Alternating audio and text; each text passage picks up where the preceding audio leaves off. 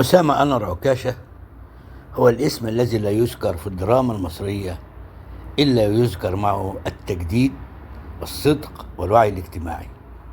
أشهر المسلسلات اللي لحد النهاردة ممكن تشوفها وتستمتع بيها وتشعر بالإبداع الفني زي الليالي الحلمية والشهد والدموع وأرابيسك والراية البيضاء.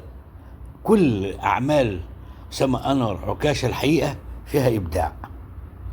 كان اسمه ثابت في كل رمضان في مصر وفي الوطن العربي، لأن مسلسلاته كانت بتذاع طوال شهر رمضان. هو من مواليد كفر الشيخ، لكن لما الفنان سمير صبري التقى معاه وعمل معاه حوار قال له: أنت اسكندراني ولا من كفر الشيخ؟ قال له: لا، أنا مواطن اسكندراني بالدرجة الأولى. بيقول مدينتي الحقيقية هي الإسكندرية، وكان بيحب يقول إن هو بيقعد قدام البحر، وكل الناس في الإسكندرية كانت عارفة عنوان شقته 479 قصر الشاطئ. كان بيجلس في الشرفة ويقعد يطل على البحر مستني الإلهام ويفكر في المسلسلات. الحقيقة إن هو تم تكريمه في قصر السلاملك بالمنتزه، وكان في حضور بشخصيات هامة زي المخرج إسماعيل عبد الحافظ، رفيق الدرب الفني معاه فنانة القديرة سميحة أيوب، واللواء عادل لبيب محافظ الإسكندرية آنذاك، وفضيلة الدكتور علي جمعة اللي كان ساعتها مفتي الجمهورية.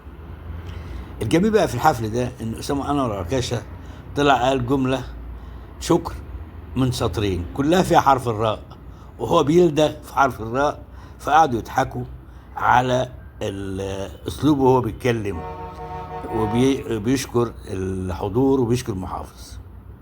عايز اقول لك ان رغم خفة ظل اسامة كان شديد الجدية في كتاباته، ما كانش بيكتب للترفيه، لا، ده توثيق وتحليل المجتمع المصري.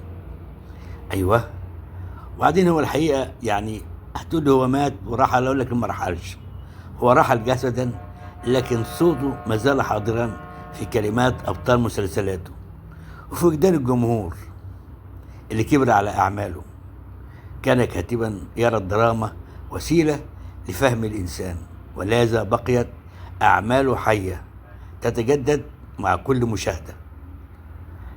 سيظل أسامة اسما لا يغيب عن ذاكرة الدراما، لأنه كتب بصدق